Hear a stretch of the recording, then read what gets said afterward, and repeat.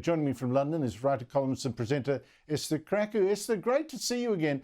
Look, this is so embarrassing for Harry, who's resigned from the charity in protest, denies all these claims. I don't think he's really racist, really. Is he no more racist than his own family that he accused? Well, unfortunately, the pot has now met the kettle, and Harry is in a delicious twist of irony, basically facing the same allegations that he leveled against members of his own family. The interesting thing is this kind of drama seems to follow the Sussexes around like flies on rotting fruit.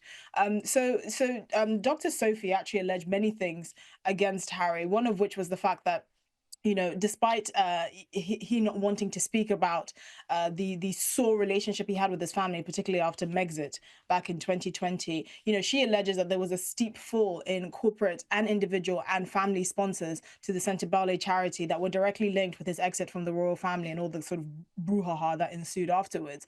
So for him to try and paint her as someone who's failing in her fundraising efforts, she alleges, is laughable, because basically the board were told that it's not a subject they're willing to discuss, Prince Harry's impact on the sort of charity donations to the charity. Another interesting thing that she said was, he hadn't been to sub-Saharan Africa in over 5 years, even though he'd been allegedly running this charity for the last 20 years. And the only reason why he came to sub-Saharan Africa went to sub-Saharan Africa and went to Lesotho is because she asked him to.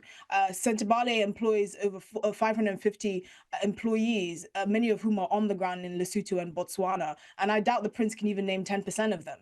I think what he's realized is the drama isn't following him around because, British people can't get over the fact that he left the royal family. It's mainly to do with the Sussex, their style of governance, the idea of doing good, which they think is just kind of hopping from one fantasy or nice idea to another instead of actually getting down to the nitty gritty. I mean, you should watch the interviews that she's been doing. She really sort of leveled a lot of accusations against him that I don't think he can recover from.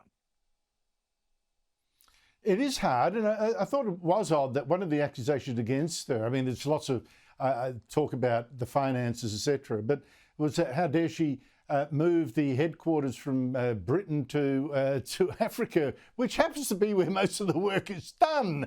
I thought that was rather weird. But anyway, Esther, I am shocked at how young British bigots can be, at least according to your officials. Now, there's a toddler aged 3 or 4 who was kicked out of kindergarten for supposedly being transphobic, for abuse against sexual orientation and gender identity. Can you explain what on earth that's about? Well, I mean, just to contextualize this, since about 2022, there have been almost 100 primary school students of between the ages of sort of 4 and 7 that have been excluded from school for apparently transphobic comments, which I'm sure is a record only Britain can break. And this child in question, I'm sure, said something along the lines of, "You can't be a girl, you have a willy," and that counts as transphobia, and they've now been excluded. So it's really, I mean, the definition of transphobia and who they're targeting is getting more impressive, but it just shows the lunacy of Britain and how ridiculous our institutions have become with regards to the sort of gender theory. A 3 or 4-year-old doesn't even know anything about sexuality, let alone to be bigoted enough to be a transphobe. And somehow we see it fit to exclude children from schools because of this made up idea that they themselves at their age can't even comprehend. I think it's just absolutely amazing. Esther Krakue, always great to talk to you. Thank you so much for your time.